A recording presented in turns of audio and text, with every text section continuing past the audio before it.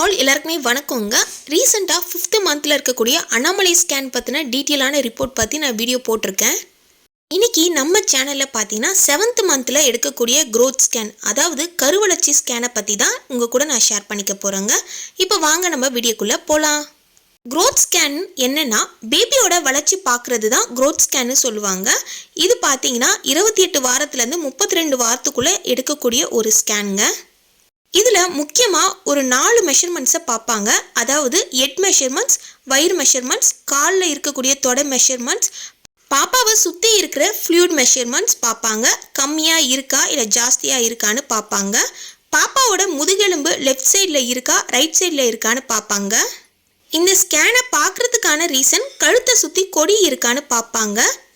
அந்த கொடி ஒரு தடவை சுற்றி இருக்கா 2 தடவை சுற்றி இருக்கான்னு பார்ப்பாங்க. நஞ்சு கொடியோட பொசிஷன் முன்னாடி இருக்கா பின்னாடி இருக்கான்னு பார்ப்பாங்க. நஞ்சு கொடி கர்ப்பப்பை வாய்க்கிட்ட இருக்கான்னு பார்ப்பாங்க. அதோட டிஸ்டன்ஸ் எவ்வளோ இருக்குன்னு செக் பண்ணுவாங்க.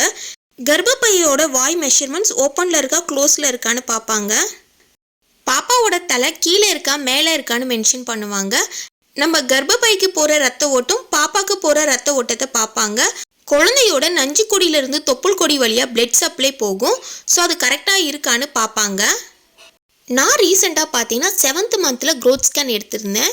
ஸோ அதை பற்றி டீட்டெயிலாக உங்கள் கூட ஷேர் பண்ணிக்கிறேங்க. இந்த ஸ்கேனை 28 வாரத்துலேருந்து 32 வாரத்துக்குள்ளே பார்க்கக்கூடிய ஒரு ஸ்கேனு. நான் பார்த்தீங்கன்னா 30 வாரத்தில் 6வது நாள் அன்னைக்கு நான் பார்த்துருந்தேன். எல்எம்பினா லாஸ்ட் மென்ஸ்ட்ரூட்டல் பீரியட், லாஸ்ட்டாக தலைக்கு குளித்த தேதியை இதில் மென்ஷன் பண்ணியிருப்பாங்க. ஸோ அடுத்தது பார்த்தீங்கன்னா இடிடி, நீங்கள் தலைக்கு குளித்த நாள்லேருந்து 10 மாதம் கணக்கு எடுத்து இதில் பார்த்தீங்கன்னா 9 மேன்ற மாதிரி எனக்கு டேட் கொடுத்துருக்காங்க. அடுத்த லைன் பார்த்தீங்கன்னா 3rd ட்ரைமஸ்டர் ஸ்கேன், அதாவது 3வது ட்ரைமஸ்டரில் ஃபஸ்ட்டு எடுக்கக்கூடிய க்ரோத் ஸ்கேனுங்க இது. இந்த ஸ்கேனில் ஒரு குழந்தை தானே மென்ஷன் பண்ணியிருக்காங்க. இந்த ஸ்கேனில் சிங்கிள் கருவில் இருக்கிற குழந்தைன்னு சொல்லியிருக்காங்க. ஸோ இந்த பாக்ஸில் இருக்கக்கூடியது பார்த்தீங்கன்னா குழந்தையோட மெஷர்மெண்ட்ஸ்லாம் இருக்குது. ஸோ அதை பற்றி டீட்டெயிலாக பார்ப்போம். பிபிடினா பைபேரலல் டயாமீட்டர், கருவின் மண்டை ஓட்டின் இரு பக்கங்களுக்கு இடையான அளவுன்னு அர்த்தங்க. அதோட மெஷர்மெண்ட்ஸ் பார்த்தீங்கன்னா 7.8. ஸோ எந்த வீக்கில் எடுக்கிறோம் எந்த டேஸில் எடுக்கிறோன்றதையும் கரெக்டாக அதில் கொடுத்துருக்காங்க. HC மீன்ஸ் ஹெட் சர்க்கம்ஃபரன்ஸ், கர்ப்ப காலத்தில் HC என்பது தலை சுற்றளவுன்னு அர்த்தம். ஸோ அதோட மெஷர்மெண்ட்ஸும் இதில் கொடுத்துருக்காங்க. AC மீன்ஸ் அப்டோமினல் சர்க்கம்ஃபரன்ஸ், வயிற்று சுற்றளவுன்னு சொல்லுவாங்க. ஸோ அது சுற்றி உள்ள மெஷர்மெண்ட்ஸ் தான் அதில் கொடுத்துருக்காங்க. ஹெஃபல் மீன்ஸ் ஃபெம்யூர் லென்த், தொடை எலும்பின் நீளம், அதாவது கால் தொடை எலும்பின் நீளத்தை மெஷர்மெண்ட்ஸ் பண்ணி ஸோ அது எவ்வளோ இருக்குன்றது கொடுத்துருக்காங்க. அதோட வாரமும் எத்தனை நாளில் எடுத்திருக்கோன்றதையும் மென்ஷன் பண்ணியிருக்காங்க. இதில் இருக்கக்கூடியதெல்லாம் மெஷர்மெண்ட்ஸு, அப்புறம் கரஸ்பாண்டிங் டு எத்தனை வாரம் எத்தனாவது நாளுன்றதையும் பக்கத்துலேயே பாக்ஸ் போட்டு கொடுத்துருக்காங்க. EFWனா எஸ்டிமேட்டல் ஃபெடல் வெயிட், கருவின் எடையை ஸ்கேன் மூலமாக கணக்கிடுவதுன்னு அர்த்தம். பாப்பாவோட வெயிட் பார்த்தீங்கன்னா 1648 + 200 கிராம் ஏறக்குறைய இருக்குன்ற மாதிரி சொல்லியிருக்காங்க. கீழே சர்வே, அதாவது பிளசண்டா இஸ் ஆன்டீரியர். பிளசண்டா ஆன்டீரியர்னா கர்ப்ப காலத்தில் கர்ப்பப்பையின் முன்புற சுவரில் நஞ்சு கொடினா பிளசண்டான்னு சொல்லுவாங்க.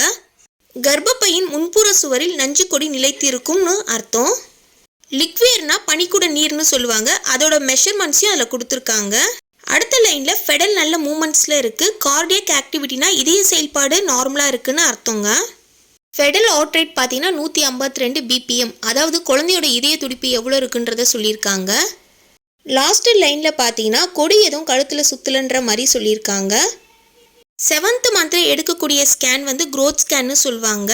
ஸோ இந்த ஸ்கேனை கருவளர்ச்சி ஸ்கேனு, குழந்தையோட டெவலப்மெண்ட்ஸ் எப்படி இருக்குன்னு பார்க்கக்கூடிய ஒரு முக்கியமான ஸ்கேனுங்க இது. குழந்தையோட இதய துடிப்பு எப்படி இருக்குது, குழந்தையோட தலை எப்படி இருக்குது, கை கால் வயிறு, ஸோ எல்லாத்தையும் இதில் பிரிண்ட் அவுட் மாதிரி கொடுத்துருக்காங்க. இந்த க்ரோத் ஸ்கேனில் முக்கியமாக பார்க்கக்கூடியது குழந்தை வளர்ச்சிக்கான மெஷர்மெண்ட்ஸு. முக்கியமாக பார்த்தீங்கன்னா குழந்தை சுற்றி இருக்க ஃப்ளூயிட், ஹார்ட் பீட்டு, ஸ்பைனு, நஞ்சு கொடி, நஞ்சு கொடிக்கு போகிற ரத்த ஓட்டம், கழுத்தில் கொடி எதாவது சுற்றி இருக்கான்னு பார்ப்பாங்க. இதுதான் க்ரோத் ஸ்கேன்னு சொல்லுவாங்க. இந்த வீடியோ பதிவில் நான் ரீசெண்டாக எடுத்த 7th மந்த் க்ரோத் ஸ்கேனில் என்ன டீட்டெயில்ஸ்லாம் இருக்குது, ஸோ குழந்தையோட டெவலப்மெண்ட்ஸ்லாம் எப்படி இருக்குன்னு சொல்லிட்டு உங்கள் கூட நான் ஷேர் பண்ணியிருப்பேன்.